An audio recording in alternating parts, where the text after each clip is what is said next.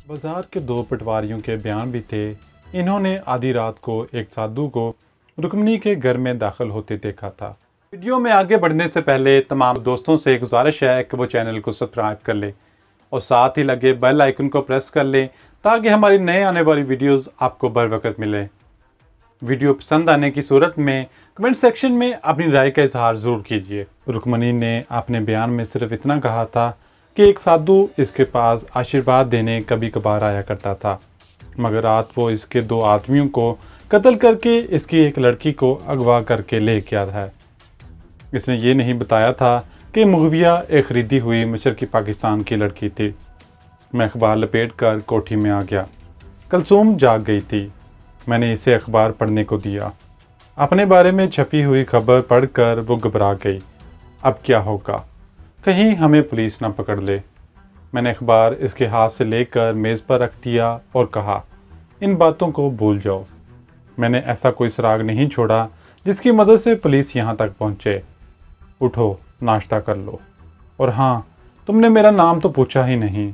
बहरहाल तुम मुझे बिशारत कह सकती हो। जिस तरह मैंने आपको अपना असली नाम नहीं बताया, इसी तरह मैंने कलसूम को भी अपना असली नाम नहीं बताया। बेचारी डरी हुई थी, मगर रुक्मिणी बाई से निजात हासिल कर लेने पर वो खुश और मुतमिन थे। फैसलाबाद में रहते थे। इसने मुझसे मेरे बारे में पूछा तो मैंने बताया कि मैं मशरकी पाकिस्तान से भाग आया हूँ, लाहौर का रहने वाला हूँ। ढाका में कारोबार करता था जो तबाह हो गया। दिल्ली में कुछ रकम भले ज़माने में जमा करवा रखी थी, इसी पर गुजारा कर रहा हूँ।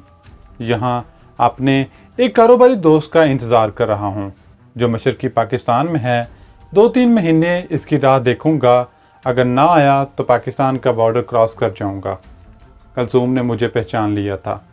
कहने लगी, तुम सिख मेजर की कोठी में क्या करने गए थे?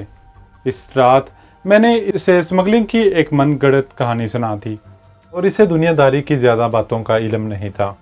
इसने मेरी बात पे यकीन कर लिया और बोली, मैं पाकिस्तान कैसे जाऊंगी? भारतीय पुलिस मुझे पकड़ देगी और तुमने 2 आदमियों का खून किया है। तुम्हें यहाँ से बाहर नहीं निकलना चाहिए। अगर तुम पकड़े गए तो मुझ पर भी मुसीबत टूट पड़ेगी। मैंने इसे तसल्ली दी, अब मैं साधु के बेस में नहीं हूँ। मुझे कोई नहीं पहचान सकेगा। फिक्र मत करो, मैं तुम्हें किसी न किसी तरह पाकिस्तान पहुँचा दूँगा।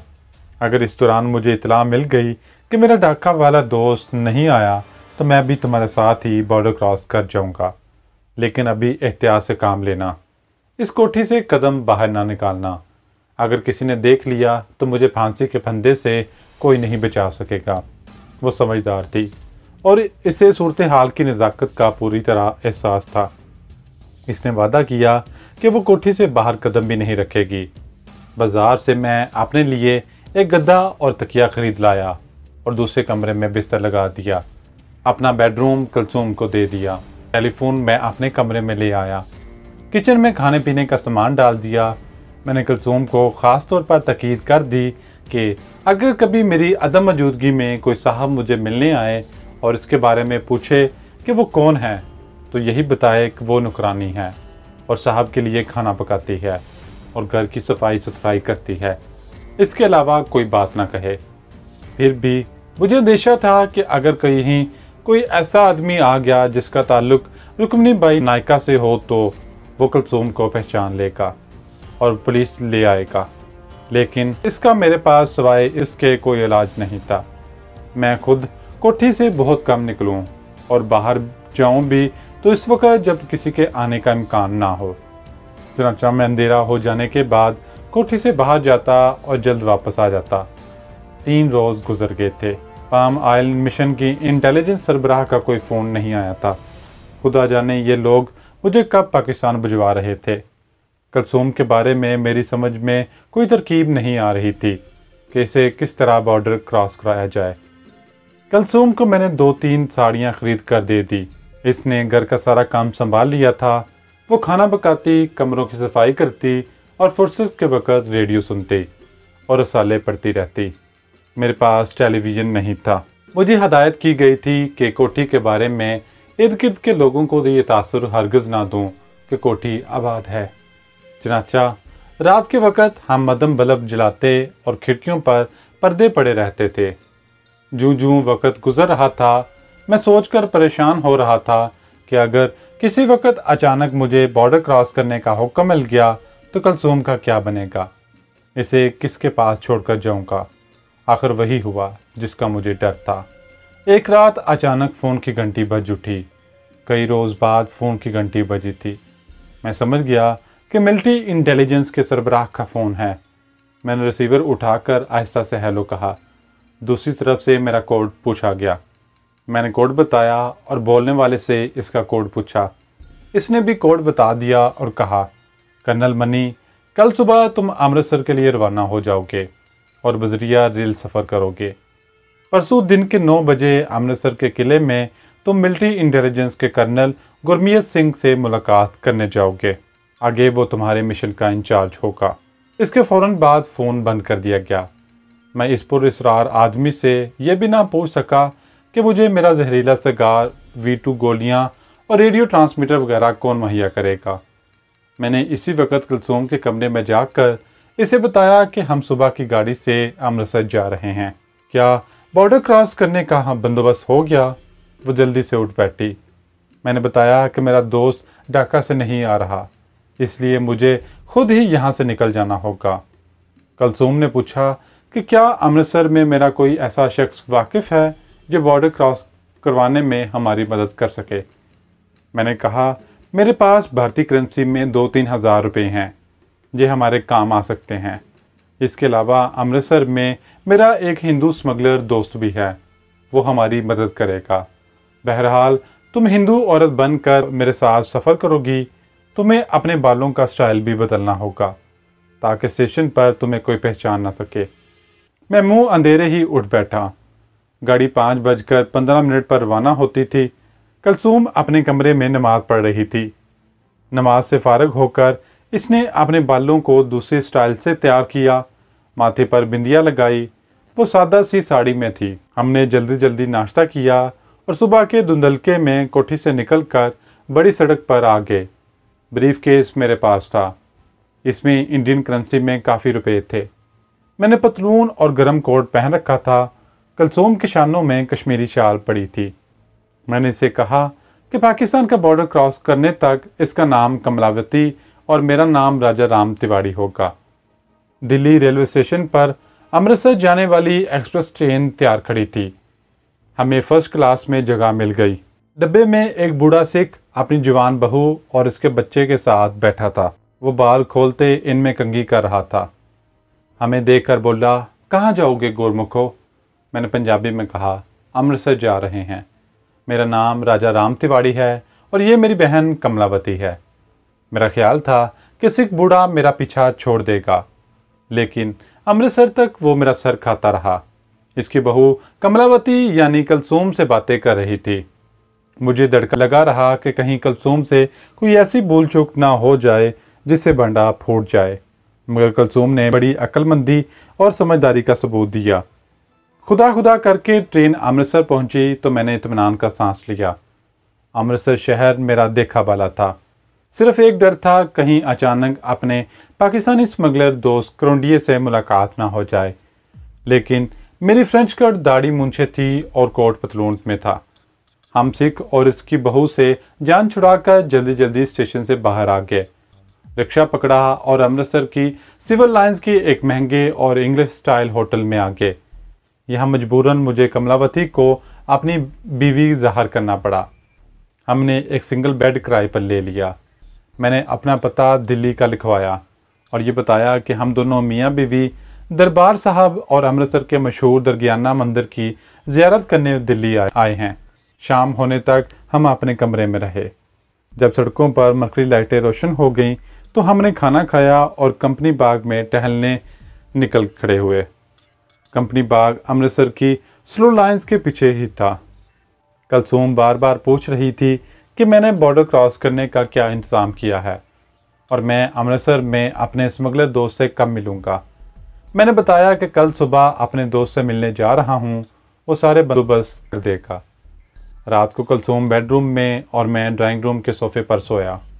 सुबह 9 बजे मुझे अमृतसर के किले में मिलिट्री इंटेलिजेंस के किसी कर्नल गुरमीत सिंह से मिलना था। रात गए तक सोचता रहा कि जाने ये कर्नल सिख कौन होगा, और अगर इसने कल ही मुझे बॉर्डर क्रॉस करने के लिए कहा तो कुलसूम का क्या बनेगा, इसको किसके हवाले करके जाऊंगा। ये मसला मेरे लिए काफ़ी परेशान कुन था। सुबह हुई, नाश्ता किया। कुलसूम को मैंने ताकीद की कि वो कमरे से बाहर ना निकले, दरवाज़ा अंदर से बंद रखे, और ख़ुद ब्रीफकेस उठाकर होटल से बाहर आ गया। 8:45 बजे थे। मैं सही वक्त पर कर्नल गुरमीत सिंह के पास पहुंचना चाहता था।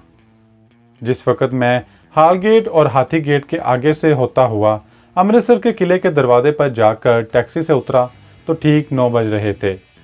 अमृतसर का किला लाहौर के शाही किले की तरह का है। इससे अगरचा काफ़ी छोटा है, मगर दरवाज़ा इसी की तर्ज का बुलंद और देव कामत है, जिसके नीचे आने जाने के लिए एक छोटा दरवाज़ा बना हुआ है। यहाँ इंडियन फौज के 2 सिख फौजी अटेंशन खड़े पहरा दे रहे थे। मुझे अपनी तरफ आता देखकर इन्होंने वहीं से मुझे रुक जाने के लिए आवाज़ दी। मैंने जब बताया कि मैं कर्नल नारोमनी हूँ और मुझे कर्नल गुरमीत सिंह से मिलना है, तो दोनों फौजियों ने मुझे सल्यूट किया। एक फौजी ने दरवाज़ा खोलकर मुझे अपने पीछे आने के लिए कहा। किले के अंदर एक ड्यूटी थी, जिसके आगे बगैर छत के खुला रास्ता था। यहाँ दोनों जानब कोठियाँ थी जिन पर ताले लगे हुए थे। आगे कशादा जगह थी जहाँ ईंटों के चबूतरे पर पुराने ज़माने की एक तोप नस्ब थी। सामने वाले बरामदे में सीढ़ियाँ किले के तहखाने में उतरती थीं। यहाँ पहुंचकर फौजी ने सल्यूट करके कहा, सर, कर्नल साहब का कमरा नीचे है। ये कहकर वो वापस चला गया। जीने में एक मदम बल्ब रोशन था। मैं तहखाने में उतर गया। एक छोटी सी राहदारी आ गई। बाहर तख्ती पर गुरमुखी में कुछ लिखा था, जिसे मैं नहीं पढ़ सकता था। जाहिर है कर्नल गुरमीत का नाम ही लिखा होगा। मैंने जगह उठाई, दरवाजे पर आहिस्ता से दस्तक दी। अंदर से किसी की भारी रौबदार आवाज़ आई, कर्नल नारोमनी, अंदर आ जाओ। मैं कमरे में दाखिल हो गया। बारी कम मेज़ के पीछे कुर्सी पर एक पुख्ता उम्र का सिख बावर्दी कर्नल आंखों पर चश्मा लगाए बैठा था। इसकी दाढ़ी जाली में लिपटी और ऊपर को खिंची हुई थी। वो मेरी तरफ गहरी नज़रों से देख रहा था। मुझे इसकी नज़रें अपने जिस्म में उतरती महसूस हो रही थीं। इसने हाथ से मुझे कुर्सी पर बैठने का इशारा किया और चश्मा उतार कर रुमाल से शीशे साफ करने लगा। कमरे में दीवार के साथ सिर्फ एक बल्ब रोशन था। एक पुरस्रार सी भुजल खामोशी छाई हुई थी। मैं अपनी सांस की आवाज़ सुन रहा था। कर्नल गुरमीत सिंह ने दराज में से एक फाइल निकाल कर खोली और इसे पढ़ने लगा। 5 मिनट गुजर गए। फिर इसने फाइल बंद करके मेज़ की दराज में रख कर ताला लगा दिया और मेरी तरफ झुककर अंग्रेज़ी में बोला, कर्नल मनी, तुम्हारी फाइल में लिखा है कि तुम अमृतसर के रहने वाले हो और एक आला हिंदू फैमिली से ताल्लुक़ रखते हो। मुझे उम्मीद है कि अमृतसर आने के बाद, जैसा कि तुम्हें हदायत की गई थी, तुम यहाँ अपनी फैमिली से मिलने नहीं गए होगे। मैंने पुरइत्माद लहजे में जवाब दिया कि मैं अमृतसर में अपने माता पिता जी से मिलने नहीं गया और कल से शहर के बाहर एक होटल में मुकीम हूँ। कर्नल गुरमीत सिंह लिफाफा खोलने वाली चमकीली छुरी से मेज़ की सतह को करेदने लगा। फिर छुरी रख कर बोला, गुड, मुझे तुमसे यही तवक्का थी। मुझे ये बताने की ज़रूरत नहीं महसूस हो रही कि तुम एक इंतहाई अहम मिशन पर दुश्मन मुल्क में जा रहे हो। तुम्हारा इंतखाब बहुत सोच समझ कर किया गया है। अगरचा तुम्हारी उम्र ज़्यादा नहीं, मगर मिलिट्री इंटेलिजेंस में इस वक्त तुम सबसे ज़्यादा तजर्बाकार, काबिल लायक और मौजू एजेंट हो। तुम हिंदू हो, लेकिन मुसलमानों के कल्चर और इनके मज़हब से पूरी वाकफियत रखते हो। कर्नल गुप्ता और त्रिचनापुली के मेजर रामानाथन ने तुम्हें वो सब कुछ बता दिया है जो तुम्हें पाकिस्तान जाकर करना होगा। वो अपनी कुर्सी से उठा और कोने की आहनी अलमारी को चाबी लगाकर खोला। इसमें से एक ब्रीफ केस निकाला और इसे रख कर बैठ गया। ब्रीफ केस में से V2 की गोलियों का पैकेट और जहरीला सिगार निकाला। इसके बाद एक सिगरेट लाइटर जैसी छोटी डब्बियां मेरी तरफ बढ़ा दी। V2 गोलियों और सिगार के बारे में तुम्हें सब कुछ बता दिया गया है। यह सिगरेट लाइटर एक ताकतवर शॉर्ट वेव रेडियो ट्रांसमीटर है। कर्नल गुप्ता ने तुम्हें हमारी वेवलेंथ और फ्रिक्वेंसी बता दी थी, तुम्हें याद होगी। यह फ्रिक्वेंसी मुझे याद थी। मैंने इस बात में सर हिला दिया। कर्नल गुरमीत ने ब्रीफकेस से स्याह रंग की एक छोटी सी पॉकेट बुक निकाल कर मुझे दी और कहा, ये तुम्हारी कोड बुक है। इसमें वो कोड दर्ज है जिसकी मदद से तुम ट्रांसमीटर पर मुझे या कर्नल गुप्ता को इमरजेंसी पैगाम दे सकते हो। मेरा कोड वर्ड पाम ऑयल नारोमनी हीर होगा। इन चीज़ों को छुपाना तुम्हारा काम है। याद रखो, अगर तुम पकड़े गए तो हम तुम्हारी कोई मदद नहीं कर सकेंगे और लातल्लक हो जाएंगे। तुम्हें भी पकड़े जाने की सूरत में ज़ुबान बंद रखनी होगी, वरना पाकिस्तान में मुकीम हमारे एजेंट तुम्हें मौत की नींद सुला देंगे। मैं जानता हूँ, मैंने जवाब दिया। अब मैं ये मालूम करने के लिए बेचैन था कि मुझे बॉर्डर क्रॉस किस तरीके से कराया जाएगा। तुम्हारे पास भी 69 का जो टॉप सीक्रेट शनाख्ती कार्ड है, इसे मेरे हवाले कर दो। मैंने जेब से अपना खुसूसी शनाख्ती कार्ड निकाल कर इसे दे दिया। इसने कार्ड ब्रीफकेस में रखा और वहाँ से कागज़ का एक टुकड़ा निकाल कर मेरे आगे कर दिया।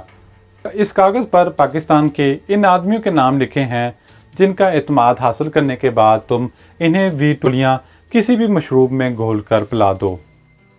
मैंने कागज़ लेकर पढ़ा तो पाकिस्तान के 4 अहम सियासतदानों के नाम लिखे थे।